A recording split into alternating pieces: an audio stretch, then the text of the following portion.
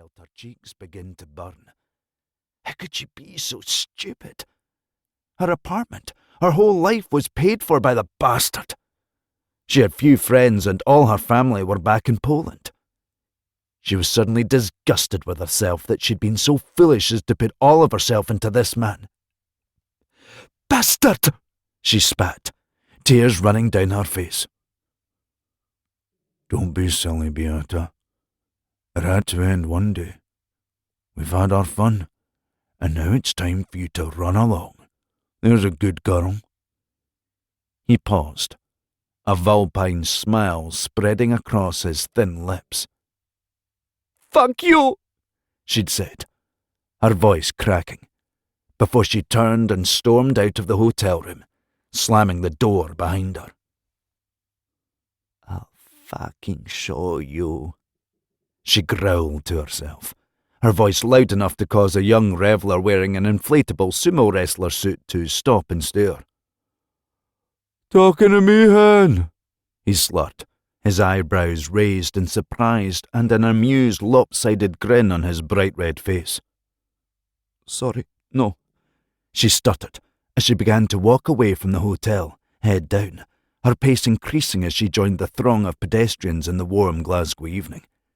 Her steps became quicker as she rounded the corner towards the dimly lit side street where she'd parked her car. It was always this way. The same low-key hotel where he seemed to know the manager. It had no on-site car park and no CCTV. He was careful, as a man in his position would be expected to be. And there never seemed to be a bill to pay. "Never you mind that, my dear. All taken care of with no paper trail," was as close as she ever got to an explanation. As a final insult, he always insisted that they arrive and leave the hotel separately. It made her feel dirty and cheap.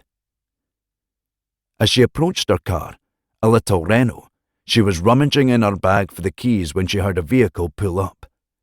She turned to see an old battered white transit van alongside her, the window down and a man looking at her, his smile revealing white, even teeth. "Are you moving, hen? No parking spaces around here," he said, in a heavy Glaswegian accent.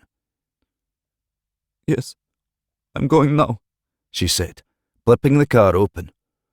"Stoughton, I'll just back up," he said, grinning widely. She turned back to her car and, in the gloom, felt for the handle, opening the door wide and throwing her bag inside.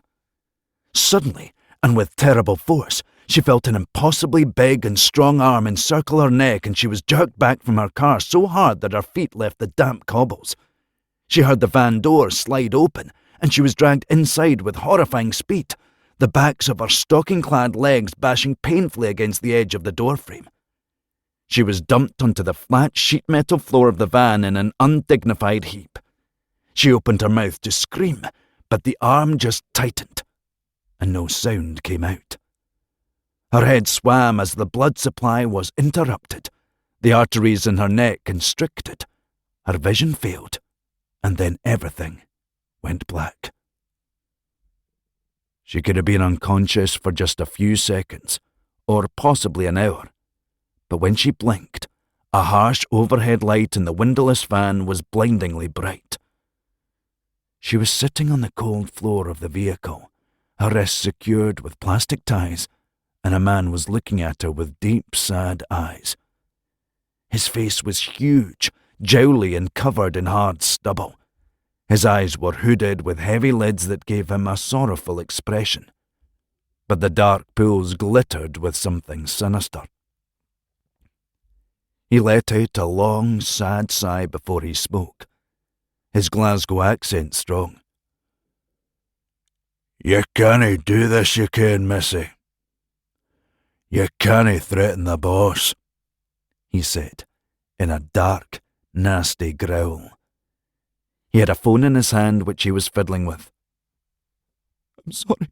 I'm sorry, she began to blurt out, but the sad-looking man just raised his hand laconically. "Dinna want to hear it, lassie. He's no happy. So what do we do, eh?"